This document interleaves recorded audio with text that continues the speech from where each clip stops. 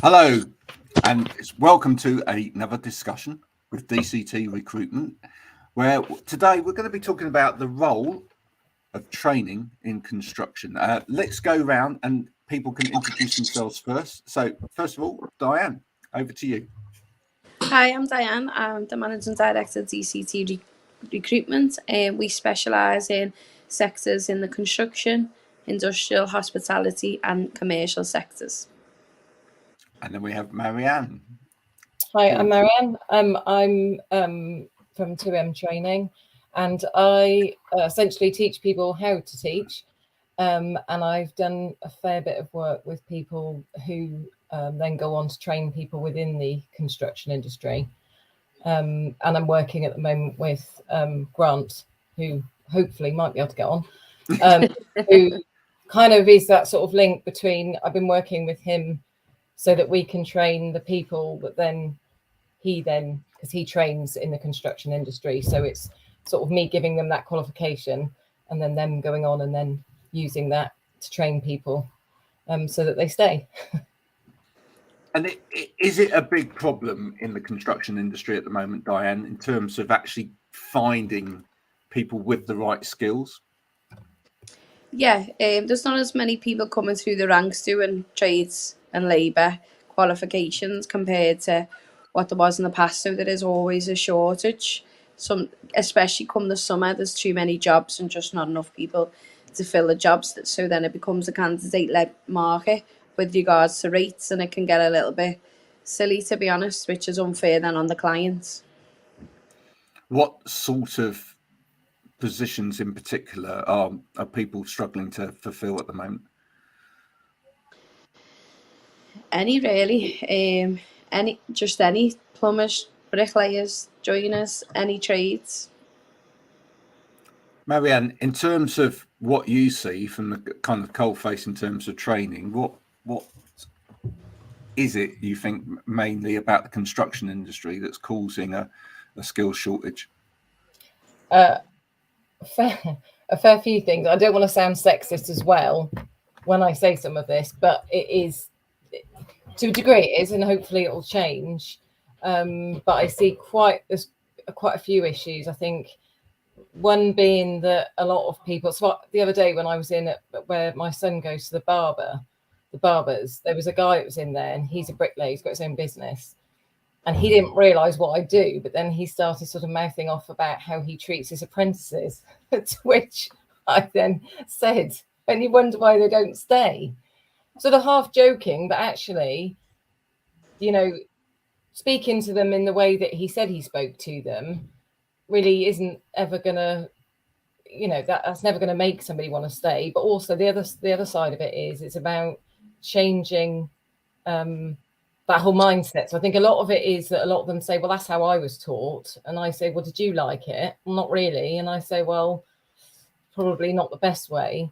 And I think the other that you've got, and it's a lot of sectors, it's the same, care, which I work with as well, that the company owners don't want to invest that money because they see it as spending money, but actually it's investing money.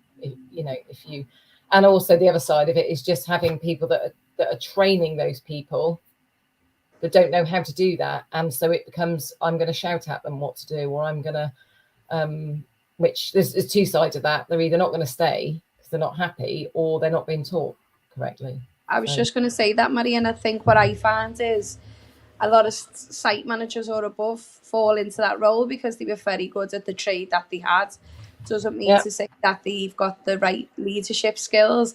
And to your point, because that's how they were trained, then it's monkey see, monkey do. So they just continue to do that. So there needs to be some, if that was like, a big, massive company, you would, I worked for McDonald's previously, we would put every crew member onto a pathway, you train them, then for the management program, they go on, it'd take like 6 months before they even got into the classroom, then they learn even more about training. So it takes clearly, 6 to 9 months before they became a manager, and you've give them all that qualities, that leadership skills.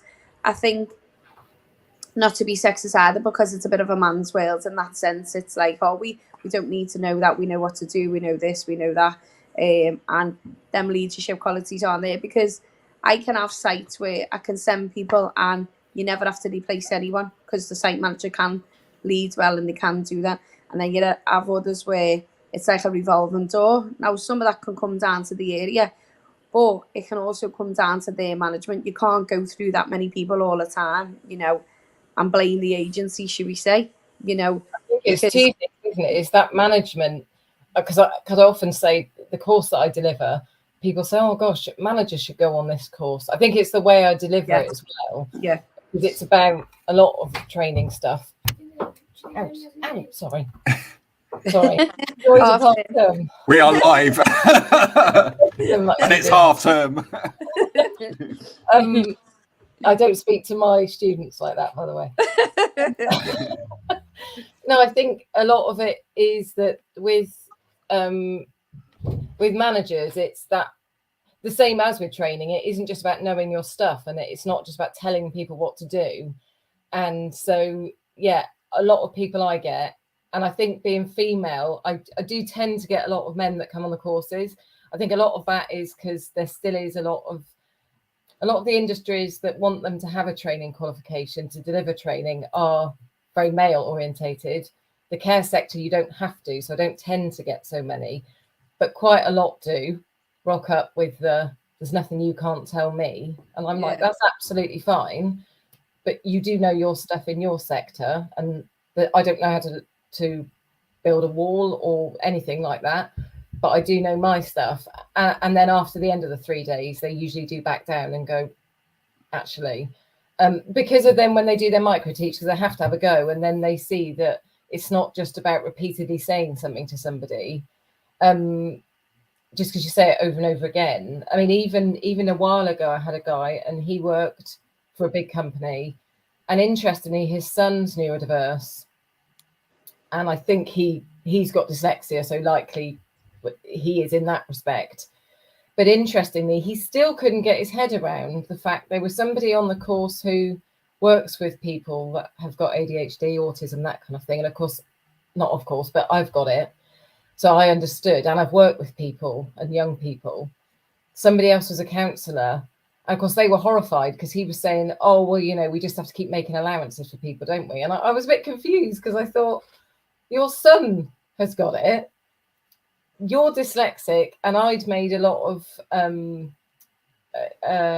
adaptations for him and supported him, and yet still he had that approach to how he would do his training. And I thought, how does this? A lot was because when I was at school, it was da da da da, and I said, well, if you struggled, surely you would want to change that. So I do think that is one of the really big things, is this whole changing. And I know I had a guy on one. Generally, people want to be there, and this one guy came on once, and he said to me, I don't want to be here. And I said, okay, then that's fine. I thought, well, that was a challenge for me. And he said, he was just sort of reiterating all that stuff that I'd said. And I said, but you do realise that you can be that culture change, because he said there's no point in going back and doing all this. You're saying we need to open up and they need to and all this lot.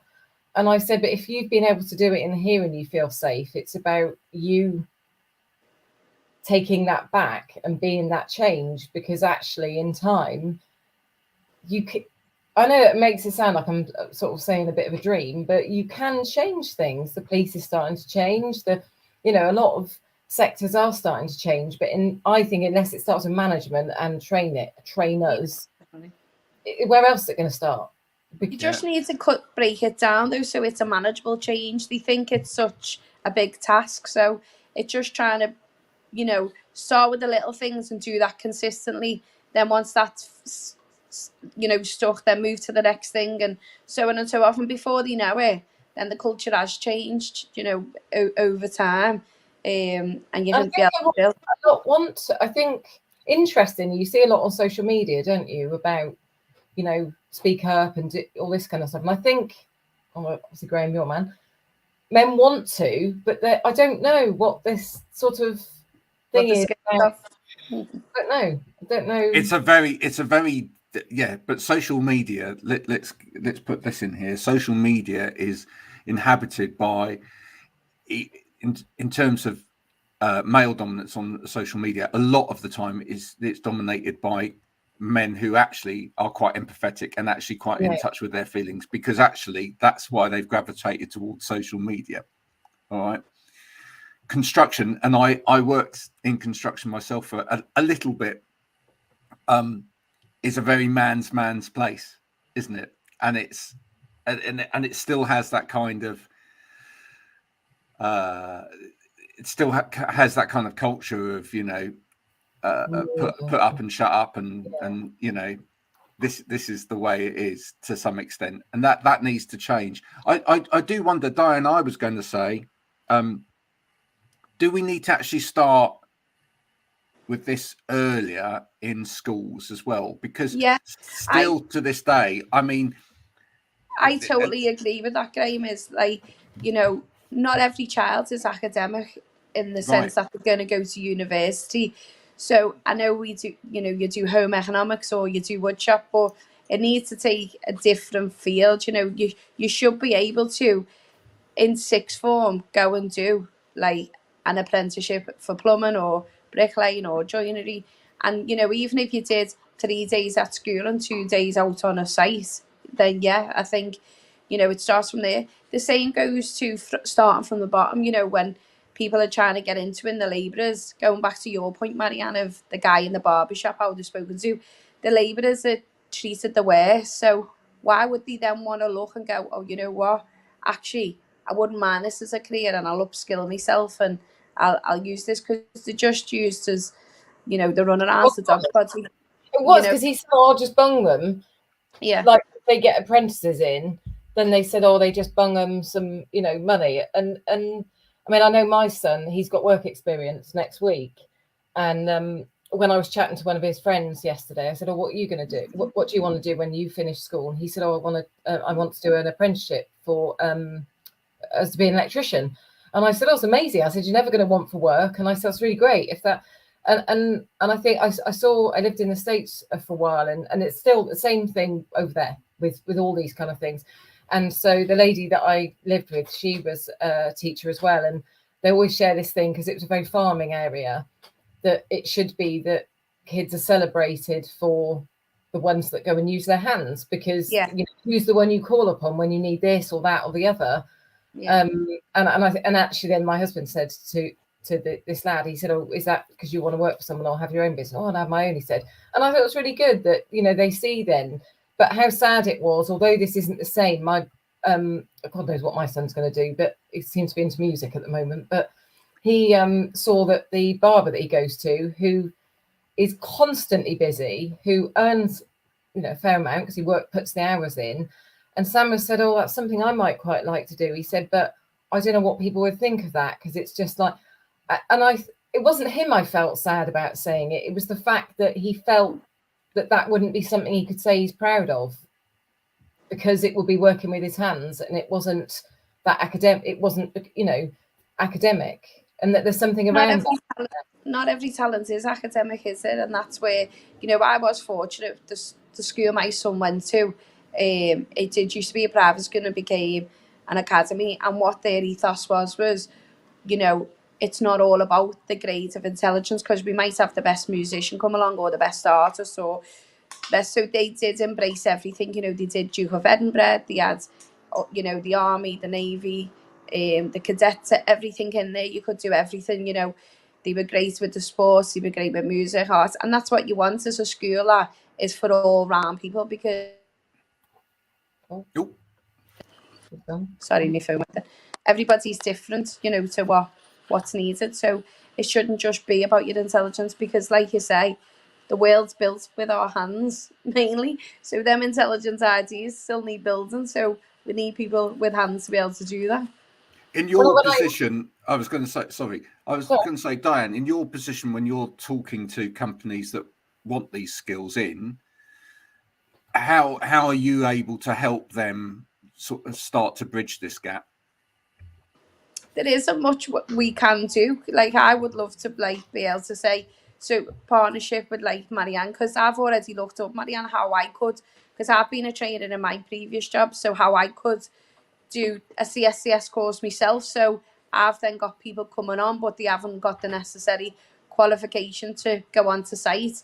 So that's where I would like to be able to build that bridge. And maybe we could talk offline about that, of how I could then become a trainer and provide, because then I would be eradicating a problem for myself, where you've got people who want to do it, but they can't get on the course, or they don't know where. You know, I do send links to people and try and help them and guide them, but if you actually had a session yourself, every so often or whatever, then it'd be great to be able to. Then you create a pipeline. Yeah, exactly. You create a pipeline and a pathway, and then, I think like some of the bigger construction companies should be getting involved more in fixing their own problem, doing an apprenticeship program where it's from a labourer, and then from that they move them on to an electrician or a plumber or a joiner, whatever it is that person wants to. But if they had them in-house, I'm putting myself out of business here, but they never have to use an agency. That's what I know that it's all be homegrown, It would be good if you speak into Grant, because that, like we said, there's that sort of bridging all of that, and that I think everybody then helps each other out, because I've taught in colleges and schools and with care as well, and care's much the same. You've got both have people that are neurodiverse largely, but the problems are very much the same across, and that if you can give what those people need as well, because the other side of it, I look back and I did my A levels, I failed 2 of them.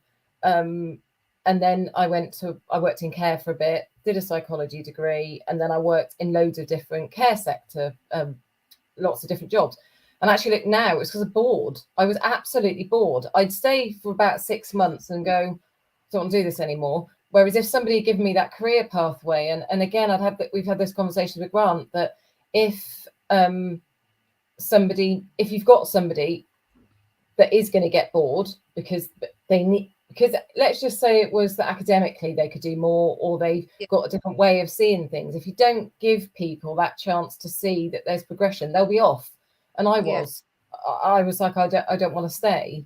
But the other side of it is, and interestingly, me and a colleague of mine, we've just been hopefully putting together some training in the care sector in terms of retention, because it's the same problem exactly. So this is specifically on retention, and it's about upskilling people, giving them that. So whether it be that we train them to be trainers and managers as well. So not just managers, but maybe that they would then be shift leaders. So just giving them something to stay for, because the company then benefits then, because that's something that a manager can pass on, so it lightens the load for them. It's the biggest thing. The cost is, we used to break it down how much it was to lose a crew member, then how much it costs to lose a manager, how many hours you put into that person, this, that, the other, and some people don't see that. They think they instant money though, isn't it? they're very short-sighted. Like I remember having a client, and it was in a warehouse industrial, and they wouldn't even give people a day before they'd say, right, that's it, no, they're no good. And I'd be like, look, some people are just a little bit nervous, let them just settle in for the day. They've been fine anywhere else.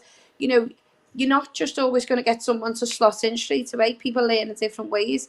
But then other companies who do give people a few weeks, few time, their people stay longer. They've been there for 20 years. They've been there. It's the facts and the statistics tell you the right story. Is if you sort your onboarding process out, and then your training progress, then you'll keep people.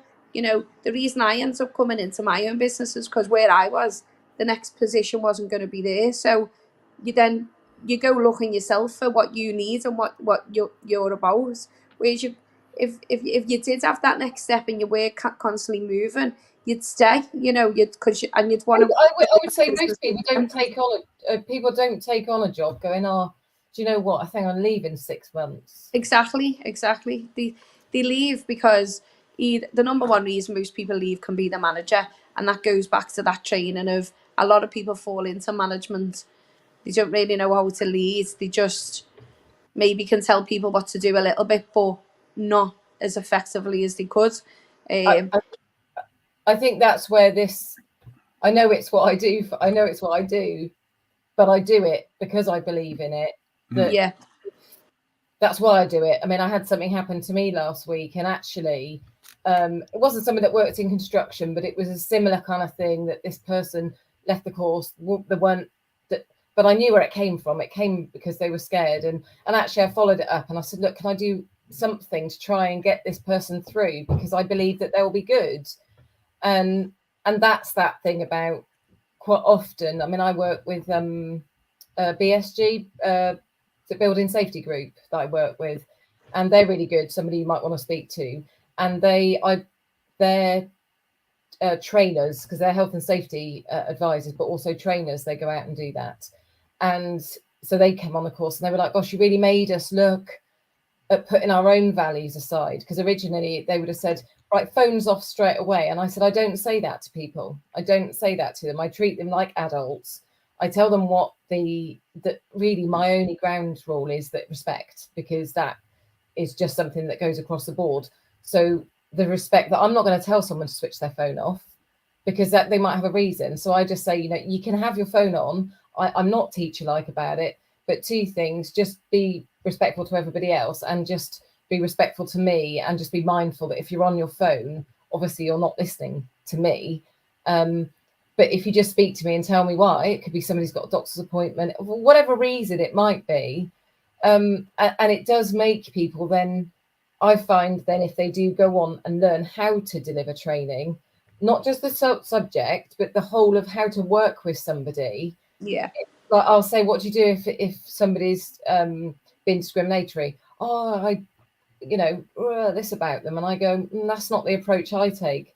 I would actually sort of address the whole group and say, oh, that was a really interesting word you used there. I watched something the other week. Educate at the same time. People. It is, because actually you don't know why that person said that.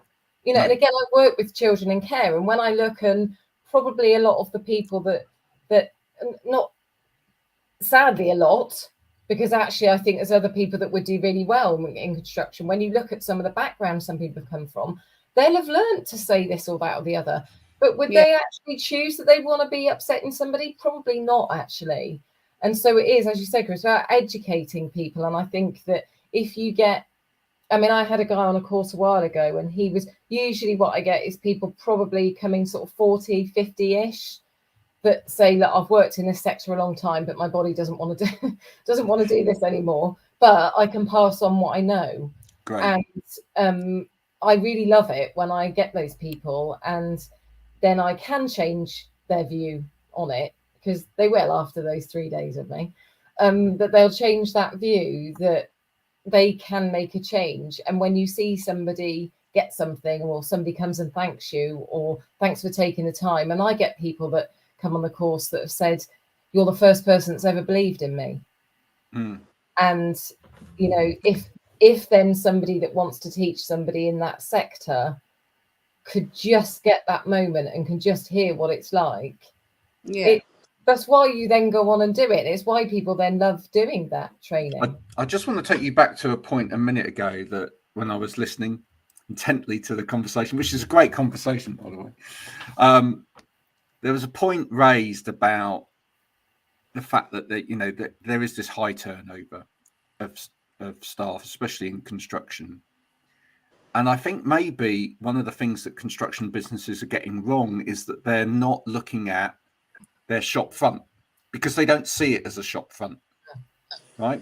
If this was retail, for example, your high turnover of staff will have, that high turnover of staff will have an effect. But actually, if you take, why does a construction business gain ground in the first place? It's because it gains trust and reputation as people being good at what they do. And yet then when they start to grow and they start to scale, what they do is they just go, well, actually, this is a back end problem. We're kind of losing members of staff that do this job, and this job, but it's fine. But they're kind of very easily replaceable, especially at the lower end. We're just getting the next lot in. What they're not thinking of, I believe, is they're not thinking about how much trust you're losing with the client.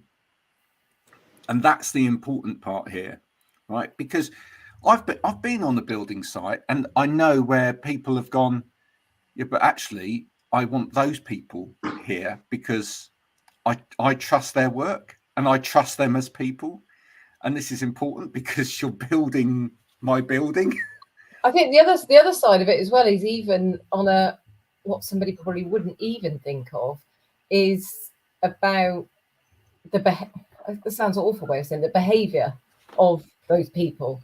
And so let's just say, I don't know, someone thinks it's okay to say this or behave like that. Of course, it then becomes an absolutely much bigger problem, you know, that somebody said something, and actually it then does become, and sadly, a lot of companies only then go, oh God, we better do something after the horse has bolted.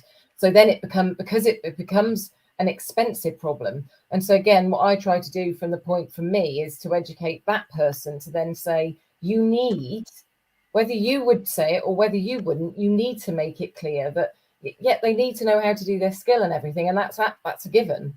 But actually, there's all this other stuff about how to deal with that, how to speak to their colleagues, how to speak to people, the public, whatever it might be, because that's still part of doing, you know, whatever the job is, as you say, because you're representing that company, and it can then be very expensive for that company. And I think a lot don't think about that. They just go, well, it's a bit like insurance. Oh, well, you know, it's only when you realise you needed it and it didn't cover you that you think, oh God, actually, I wish I put a bit more money on that. So Diane, if companies started getting this right, they could be dangerous. They could actually do really well. Yeah. No, I think, like, you know, construction industry, even now, in, you know, the worlds we're in at the minute, people think it's going to struggle, but it won't. You always need to build things, make things, progress things. You know, I know we're in a bit of a cost of living crisis, but so some domestic work might go a bit of a miss, but not for everyone. It's not having any impact at this moment in time. There's still a lot of work out there. There's still a lot to do, which is good. You know, the industry's still moving, and I think, you know, for it to maybe move better and quicker with more highly skilled people who are better skilled, then you'd need less people to do the job as well. So instead of maybe needing 10 labourers on site, 5 of them aren't really pulling the weight because they're not getting managed. So only the people who actually want to do the job are getting their hands dirty. You know, if there was more where people were managing people properly, you probably would only need them 5, and Taking would pride. save money, you know, by managing and. Well, I was going to say all all of this productivity on site. You know what I mean? Yeah, I was going to say all of this becomes even more relevant, I think, actually, as the cost of living crisis goes up. And actually, you know, we've seen the cost of raw materials in the building trade go through the roof exponentially, haven't we, over the last few years? I mean, it's been very difficult for building contractors to actually keep on top of that, because as soon as they've quoted, it's, you know, the prices have gone. But that makes it even more important that you've got those skilled workers on the ground, because actually, you know, that means that they won't waste. They treat them well. It's the same with the care sector. Yeah. You don't even have that lovely pool to choose from anymore. You know, even you probably see it, that, you know, it's not even like it's a big pool to choose from. There aren't the people. So yeah, I mean, to me, it just makes common sense. If you I still never really get this, that if you, it's the same as a teacher, even, you know, I hear people have a go about, because I came out of that, when people have a go about teachers striking, and I said, but you wouldn't go into most things, you wouldn't go into, would you, if it's not what you wanted to do? And so actually, if you treat people well, they'll want to stay and they'll do a good job. I just don't, I find it really hard to get my head around. I mean, Graham, you were saying about if it was retail. So there's somebody I know who, he does all this mindset stuff and sort of energizing companies, you know, all the employees. And he goes out a lot to pubs, catering and retail. And they will spend that money on their staff and they'll get that, you see what they do, and they will spend that money to so that they show that brand in a better light. Yeah. And I think, gosh, you just don't see. He never gets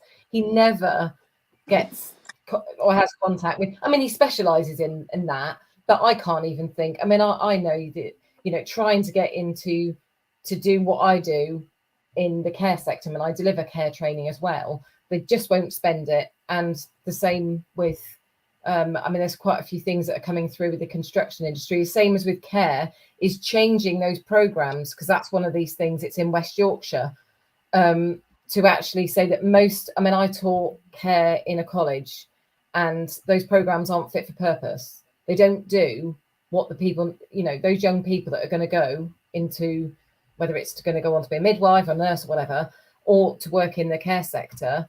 It doesn't do what it needs to. And I think we've had the same conversation before about apprenticeships, that if somebody has to do, is it 2 or 3 year apprenticeship?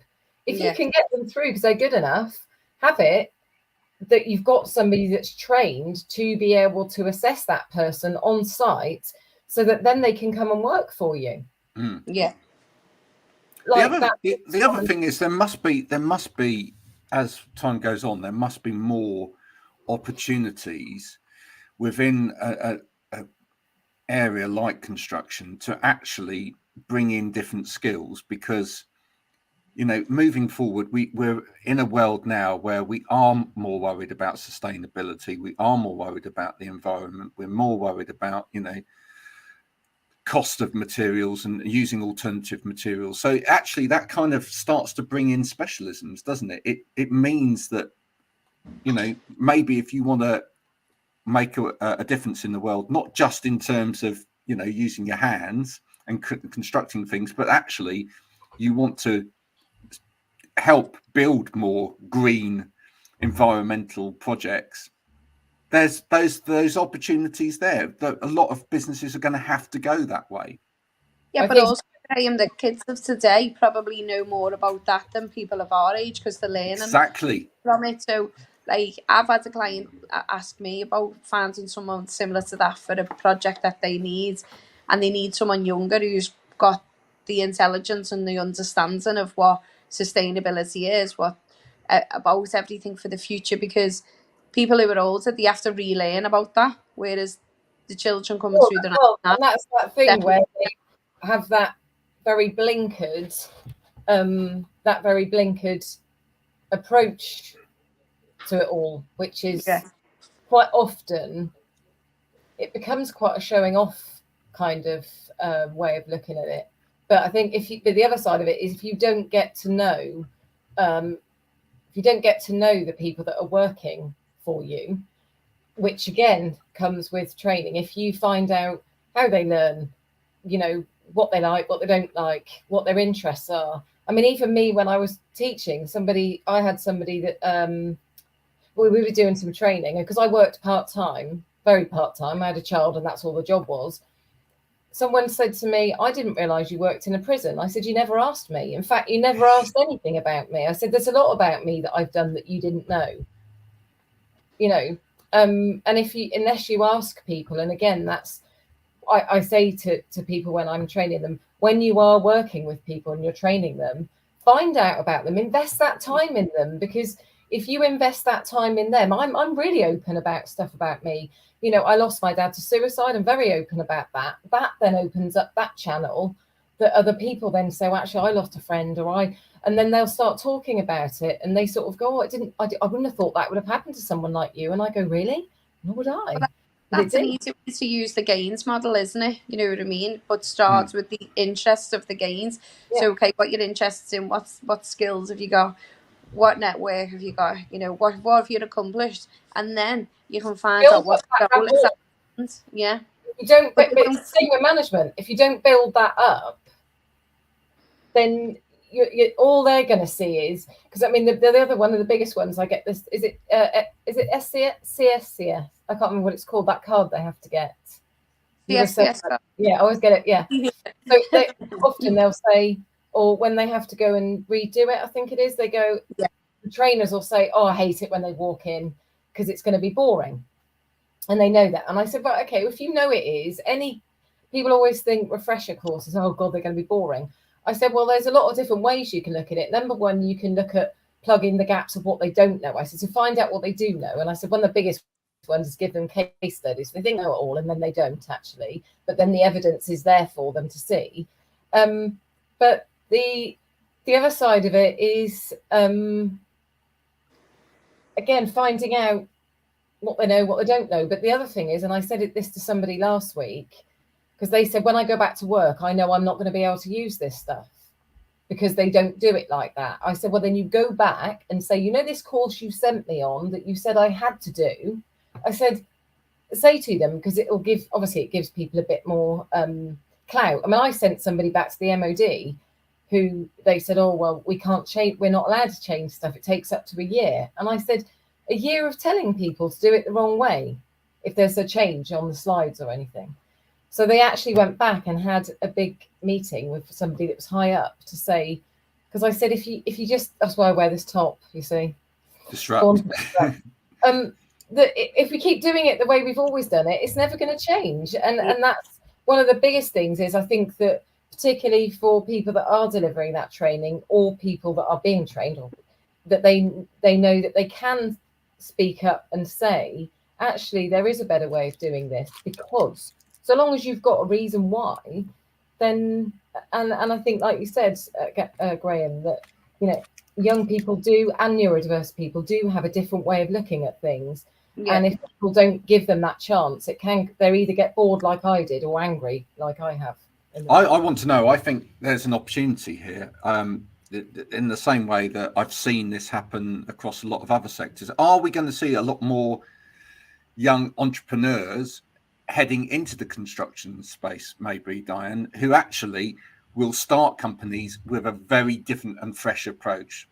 Because I think there's an opportunity there for them to do that, and maybe say, well, actually, we're going to get everything right from the outset, and we're actually going to bring in our people right. We're going to treat our people right. We're going to show our customers what we're doing. We're going to be really open, transparent, honest. We're going to show them the whole process, you know, just as we've seen in other industries, and those companies may be really successful.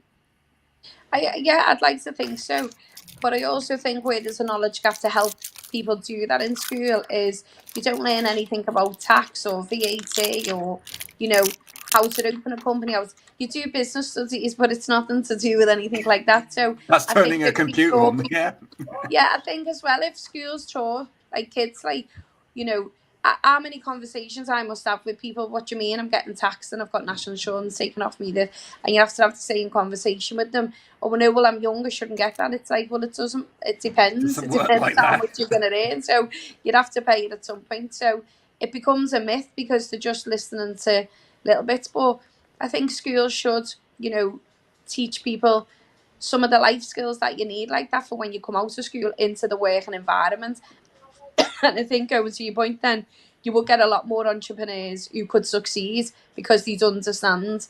And it's not seen as, because whichever way round you look at it, it is seen, you get quite a lot of people that start up their own construction businesses and that they don't always tell the truth with, you know, how they pay people. I'm not saying all, and I'm not by any stretch of the imagination, but there is still that sort of idea. But it's interesting because with GCSEs, you know, I know my son's not diagnosed, but likely to have number dyscalculia, and he's autistic. And there'll be a lot of people, again, who are neurodiverse that have that problem. And annoyingly for me, that he'll have to go through doing his GCSE. He probably won't pass it. And actually, I feel that what should happen and should change, and I know that there were pushes to change this, is that people should be able to opt to do functional skills, maths and English.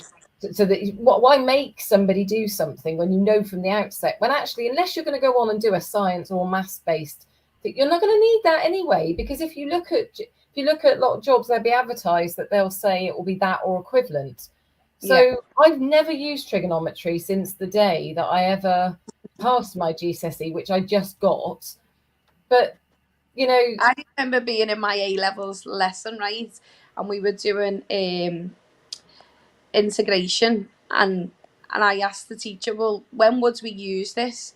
And her answer to me was, if you have to ask that question, you shouldn't be in this classroom. I said, what?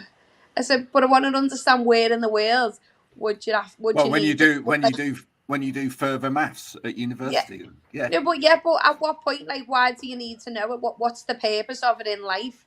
But she was that old school that she then belittled me, saying, well, for you to ask that question, you shouldn't be sat here. I mean, it's not to say it can't do it. It's one of the biggest. What its purpose is. Where in life, what job would I be in that I would need to use that?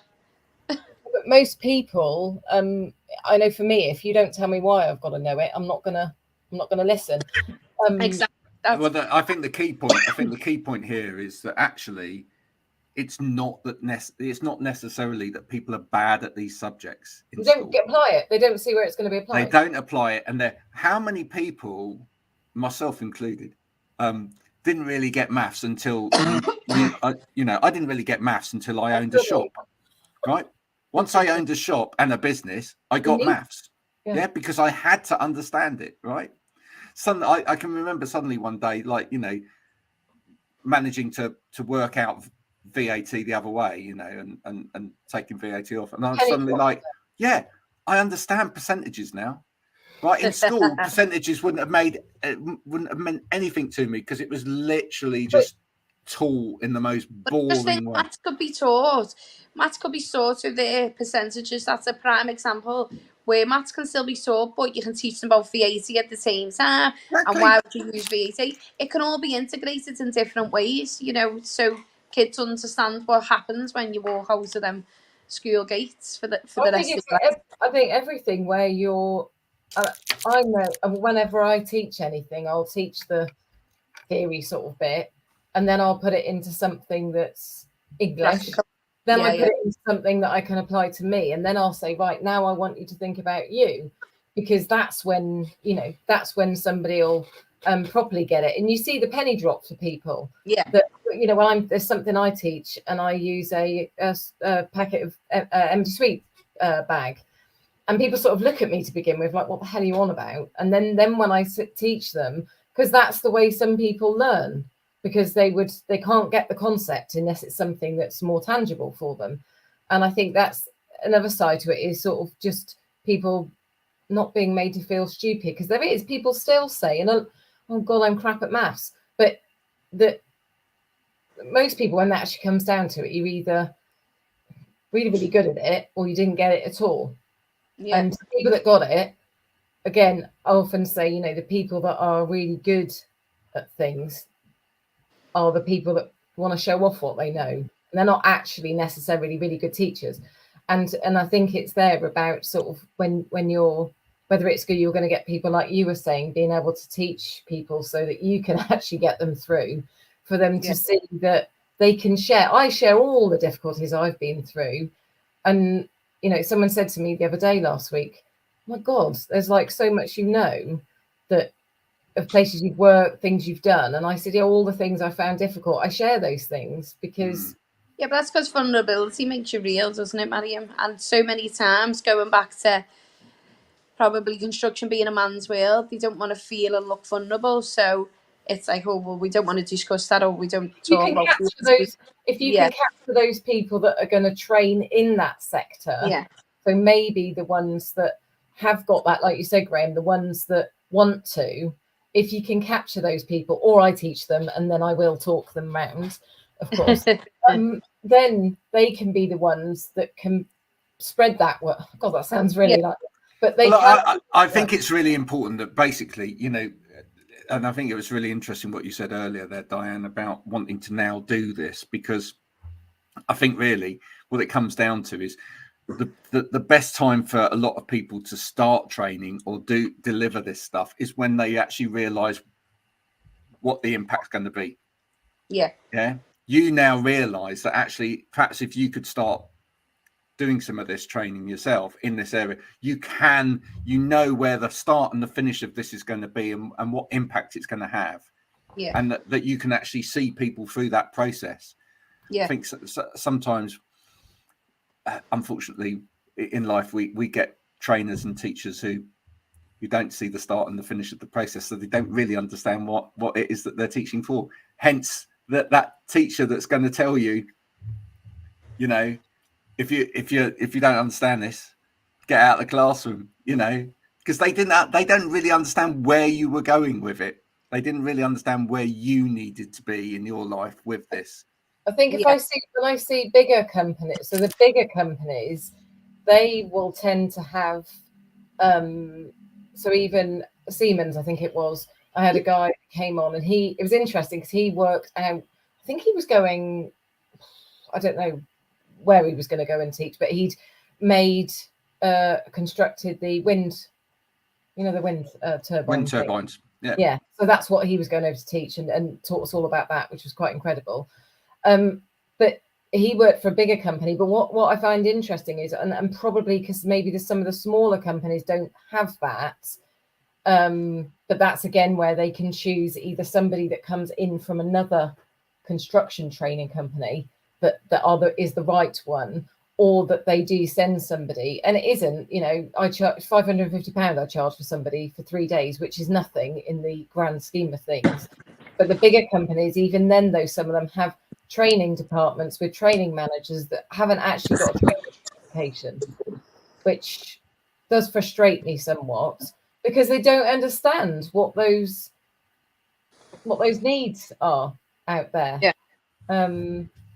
Definitely. So yeah, I think it's good that you were saying about wanting to do that, because you then get that, and it is when that moment when you can see that you've changed something for somebody so that they'll want to stay and take pride and enjoy what they do. It's really big.